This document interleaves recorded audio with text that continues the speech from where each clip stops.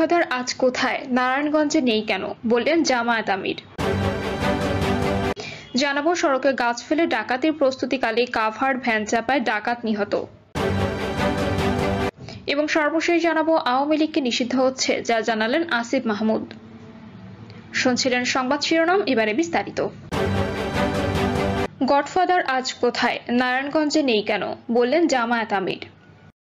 শামীম ওসমানকে উদ্দেশ্য করে বাংলাদেশ জামাত ইসলামীর আমির ডক্টর শফিকুর রহমান বলেছেন, গডফাদার আজ কোথায়, নারায়ণগঞ্জে নেই কেন। তিনি বলেন, শেখ হাসিনা সহ আওয়ামী লীগের নেতাকর্মীরা দেশের যত টাকা চুরি ডাকাতি লুট করে বিদেশে পাচার করেছেন তা অন্তর্বর্তীকালীন সরকারকে ফিরিয়ে আনতে হবে।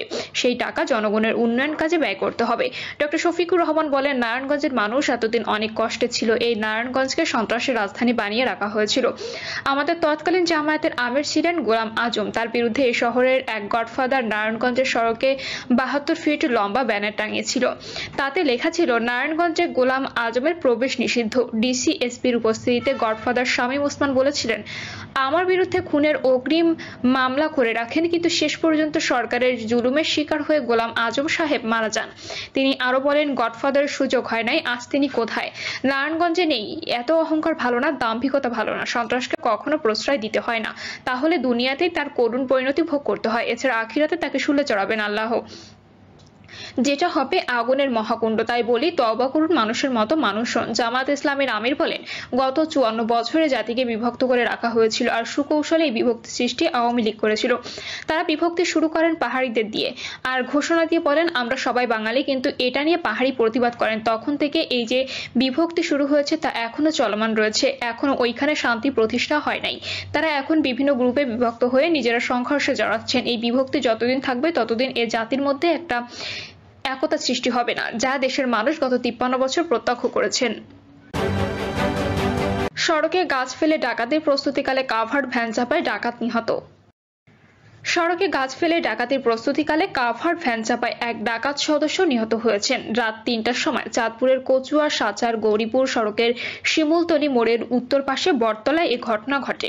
নিহত ডাকাত সদস্যের নাম মহসিন হোসেন। তিনি কুমিল্লার তিতাস উপজেলার রঘুনাথপুর ভিটিকান্দি গ্রামের বাচ্চু মিয়ার ছেলে। থানা সূত্রে জানা যায়, ঢাকার নবাবপুর থেকে কচুয়াগামী স্পর্শ এন্টারপ্রাইজের একটি কাভার্ড ভ্যান কচুয়া বাজারের ব্যবসায়ীদের মালামাল নিয়ে আসছিল। শিমুলতলী বটতলা নামক স্থানে এলে সংঘর্ষ ডাকাত দল গাছের গুড়ি ফেলে গতিরোধের চেষ্টা করে এবং চালককে এলোপাতাড়ি কুপিয়ে গুরুতর জখম করে। পরে চালক কাভার্ড ভ্যানটি নিয়ন্ত্রণ হারালে রাস্তায় উল্টে যায়। এতে এক ডাকাত সদস্য গাড়ির নিচে চাপা পড়ে ঘটনাস্থলে প্রাণ হারায়। এ সময় অন্য ডাকাত সদস্যরা পালিয়ে যান। ঘটনার কিছুক্ষণ পরেই কচুয়া থানার টহল পুলিশ এসআই আনোয়ার হোসেন গাড়িতে আটকে পড়া চালককে গুরুতর আহত অবস্থায় উদ্ধার করেন। ভোরবেলায় তাকে ঢাকা মেডিকেল কলেজ হাসপাতালে পাঠান। এ সময় কাভার্ড ভ্যান, গাছ কাটার করাত, গাছের গুঁড়ি জব্দ করা হয়। কচুয়া থানার ওসি এম আব্দুল হালিম জানান, সংঘবদ্ধ ডাকাত সদস্যরা ডাকাতির প্রস্তুতির জন্য সড়কে গাছের গুঁড়ি ফেলে ব্যারিকেড দেয় এবং চালককে কুপিয়ে গুরুতর আহত করে।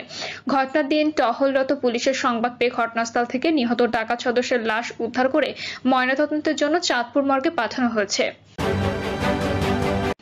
আওয়ামী লীগকে নিষিদ্ধ হচ্ছে, যা জানালেন আসিফ মাহমুদ। রাজনৈতিক দল হিসেবে আওয়ামী লীগকে নিষিদ্ধ করার ব্যাপারে অন্তর্বর্তী সরকার শিগগিরই পদক্ষেপ নেবে বলে জানিয়েছেন উপদেষ্টা আসিফ মাহমুদ সজীব ভুঁইয়া। এ প্রসঙ্গে স্থানীয় সরকার, পল্লী উন্নয়ন ও সমবায় মন্ত্রণালয়ের উপদেষ্টা বলেন, প্রথমত এটা অত্যন্ত ইতিবাচক যে আওয়ামী লীগ নিষিদ্ধ করার ব্যাপারে রাজনৈতিক দলগুলোর মধ্যে এক ধরনের ঐক্যমত্য তৈরি হচ্ছে। দেশের মানুষ তৎকালীন ক্ষমতাসীন ওই দলের অগণতান্ত্রিক এবং একগুঁয়েমি মনোভাব ও কার্যকলাপ মেনে নিতে পারেনি বলে 5ই আগস্টের আগে ও পরে তাদের মধ্যে দলটি নিষিদ্ধ করার বিষয়ে ঐক্যমত্য প্রতিষ্ঠিত হয়। রাজনৈতিক দলগুলোর মধ্যে এমন ঐক্যমত্য তৈরি হলে সরকারের জন্য যে কোনো সিদ্ধান্ত বাস্তবায়ন করা সহজ হবে। বার্তা সংস্থা বাসসকে দেওয়া একান্ত সাক্ষাৎকারে রাজনৈতিক দল হিসেবে আওয়ামী লীগকে নিষিদ্ধ করার ব্যাপারে সরকার সহসাই কোনো পদক্ষেপ নিচ্ছে কিনা এমন প্রশ্নের জবাবে তিনি এসব কথা বলেন। আসিফ মাহমুদ বলেন, আমি মনে করি সাধারণ মানুষ কিংবা রাজনৈতিক দল যে বা যারাই হই না কেন, আমরা এদেশের জনগণকে রিপ্রেজেন্ট করি। ফলে 5ই আগস্টের পরে জনগণের যে আকাঙ্ক্ষা ও চাওয়ার জায়গা আছে সেগুলোকে প্রাধান্য দেওয়াটাই আমাদের মূল লক্ষ্য হওয়া উচিত। সে জায়গা থেকে বিএনপির পক্ষ থেকে আওয়ামী লীগ নিষিদ্ধ যে দাবি উঠেছে, আমি বিষয়টিকে সাধুবাদ জানাতে চাই। অন্তর্বর্তী সরকারের যুব ও ক্রীড়া মন্ত্রণালয়ের উপদেষ্টা আসিফ মাহমুদ বলেন, বিচারিক প্রক্রিয়া ছাড়াও 4টি আইন রয়েছে যেখানে সরকার নির্বাহী আদেশে যে কোনো দলের বিরুদ্ধে ব্যবস্থা নিতে পারে। তবে এটা লিগ্যাল ফ্রেমওয়ার্কটা কি হবে এই বিষয়ে সরকার এখনো সিদ্ধান্ত নেয়নি। তিনি বলেন, বিচারিক প্রক্রিয়া স্বাভাবিকভাবেই জুলাই আগস্টের গণহত্যার সঙ্গে স্বৈরাচার আওয়ামী লীগের সম্পৃক্ততা প্রমাণিত হওয়ার কথা। সেক্ষেত্রে আওয়ামী লীগকে দলীয়ভাবে নিষিদ্ধ করা, নিবন্ধন বাতিল করা সহ যে কোনো ব্যবস্থা সরকার গ্রহণ করতে পারে। তবে বিষয়টি যেহেতু আইনের বাস্তবায়নের সঙ্গে যুক্ত, সেক্ষেত্রে সরকার প্রয়োজনীয় সব প্রক্রিয়া অনুসরণ করেই আওয়ামী লীগ নিষিদ্ধ করার বিষয়ে একটি চূড়ান্ত সিদ্ধান্ত আসবে। উপদেষ্টা বলেন, আমি আশ্বস্ত করতে চাই, বাংলাদেশের জনগণের চাওয়া প্রতিফলন ঘটাতে সরকার এ ব্যাপারে দ্রুতই পদক্ষেপ নেবে। জুলাই গণঅভ্যুত্থানের নেতৃত্ব দেওয়া শিক্ষার্থীদের নতুন রাজনৈতিক দল গঠন প্রসঙ্গে সরকারের এই উপদেষ্টা বলেন, 5ই আগস্টের পরিবর্তনের পরে আমরা একটি অন্তর্বর্তীকালীন সরকার গঠন করেছি। একটি গণঅভ্যুত্থান যারা ঘটায় পরবর্তী প্রক্রিয়ার সঙ্গে তাদের সম্পৃক্ততা না থাকার কারণে আমরা অতীতে দেখেছি যে গণঅভ্যুত্থানের অর্জনগুলো সব নষ্ট হয়ে যায়। তিনি বলেন, 90-এর গণঅভ্যুত্থানের পরেও মানুষের গণতান্ত্রিক অধিকার প্রতিষ্ঠিত হয়নি। এই বিষয়গুলো বিবেচনা করেই যারা স্বৈরাচার হটানোর আন্দোলনে অগ্রভাগে নেতৃত্ব দিয়েছেন তারা একটি দল গঠনের চিন্তা করেছে। তাছাড়া 5ই আগস্টের পর গণঅভ্যুত্থানের নেতৃত্ব দেওয়া অনেকেই কোনো রাজনৈতিক ব্যানারে যায়নি। আসিফ মাহমুদ বলেন, বর্তমানে তাদের ভেতরে রাষ্ট্র গঠনের স্পৃহা তৈরি হয়েছে। এই শক্তিটাকে সংহত করার জন্য একটা রাজনৈতিক দলের প্রয়োজনীয়তার কথা উল্লেখ করে তিনি বলেন, দল গঠনের সিদ্ধান্ত হলেও এই দলের কোনো নাম এখনো চূড়ান্ত হয়নি। ফেব্রুয়ারি দ্বিতীয়ার্ধে নতুন দলটির আত্মপ্রকাশের বিষয়ে চিন্তা করা হচ্ছে বলে এখনো পর্যন্ত জানতে পেরেছি।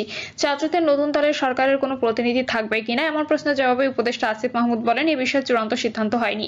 তবে আমাদের নীতিগত অবস্থান হলো, বর্তমান সরকারের ছাত্র প্রতিনিধি যারা আছেন তাদের মধ্যে থেকে কেউ যদি রাজনৈতিক প্রক্রিয়া অংশগ্রহণ করে, সেক্ষেত্রে তাদের সরকারে থাকাটা ঠিকই হবে না। কেউ যদি সেই প্রক্রিয়ার সঙ্গে যায় তো অবশ্যই সরকার থেকে পদত্যাগ করে অবশ্যই সেখানে যাবে, কারণ এই সরকার একটি সুষ্ঠু ও নিরপেক্ষ নির্বাচন আয়োজন করার দায়িত্ব নিয়েছে। পাশাপাশি দেশের সংস্কার এবং ফ্যাসিস্টদের বিচার কাজ শেষ করার দায়িত্ব তাদের উপর অর্পিত হয়েছে। সেক্ষেত্রে কোনো ধরনের কনফ্লিক্ট যেন তৈরি না হয় সে বিষয়টি সর্বোচ্চ সতর্ক থেকে সব সিদ্ধান্ত নেওয়া হবে। জুলাই গণঅভ্যুত্থানের নেতৃত্ব দেওয়া শিক্ষার্থীদের নতুন রাজনৈতিক দলে তিনি থাকবেন কিনা এ বিষয়ে এখনো কোনো সিদ্ধান্ত নেয়নি জানিয়ে আসিফ মাহমুদ বলেন, এ বিষয়ে আমি ভাবিনি, কিছু বিষয় পর্যালোচনা করেছি।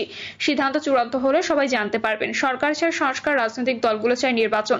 এক্ষেত্রে বিষয়ে দুইটি সাংঘর্ষিক হয়ে যাচ্ছে কিনা এমন প্রশ্নের জবাবে উপদেষ্টা বলেন, না, মোটেই সাংঘর্ষিক নয়। এই বিষয়গুলোর পুরোটাই আমাদের সদিচ্ছার উপর নির্ভর করে। এই প্রসঙ্গে তিনি বলেন, এই সরকার স্পষ্ট একটি ইতিবাচক রাজনৈতিক কাঠামো নির্মাণের দায়িত্ব নিয়ে ক্ষমতা এসেছে। 5ই আগস্টের পরে মানুষের মধ্যে এই মনোভাবই ছিল যে কোনো একটি রাজনৈতিক দলকে যদি ক্ষমতায় বসিয়ে দেওয়া হয় তবে সেও ওই একই গতানুগতিক ধারায় কাজ করবে। তবে এসব বিষয়ে অনেকগুলো চ্যালেঞ্জ এই সরকারও ফেস করেছে, কারণ সমাজের প্রত্যেকটি কাঠামোতেই স্বৈরাচারের দোষরা রয়ে গেছে। আসিফ মাহমুদ সংস্কার কমিশন থেকে যে 6 প্রতিবেদন দেওয়া হয়েছে সেই প্রসঙ্গ টেনে বলেন, এই রিপোর্টগুলো যথাযথ স্টেক হোল্ডারের কনসালটেশনের মাধ্যমে বাস্তবায়নের মধ্য দিয়ে একটি সুষ্ঠু নির্বাচনের মাঠ তৈরি হতে পারে। তিনি আরো বলেন যে রাজনৈতিক দলগুলো শেখ হাসিনার সময় বলে আসছিল বিদ্যমান কাঠামোতে নির্বাচন সম্ভব নয়, তারা এখন আবার একই বিদ্যমান কাঠামোতে নির্বাচনের কথা কোন গ্রাউন্ড থেকে বলছে এটা আমার কাছে স্পষ্ট নয়, সেটাও তাদেরকে স্পষ্ট করতে হবে। একই সংবিধান আইন কানুন রেখে নির্বাচন করলে এটা স্বৈরাচার